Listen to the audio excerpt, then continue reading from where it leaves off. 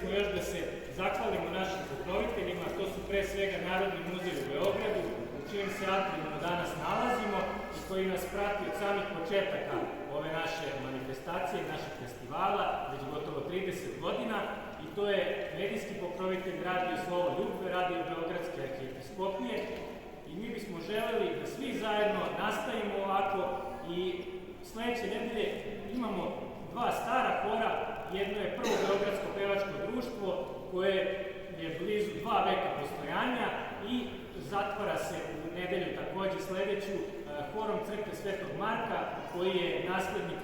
akademskog hora Obilić, koji je pevao jedno vreme pod svodovima Crkve Svetog Marka,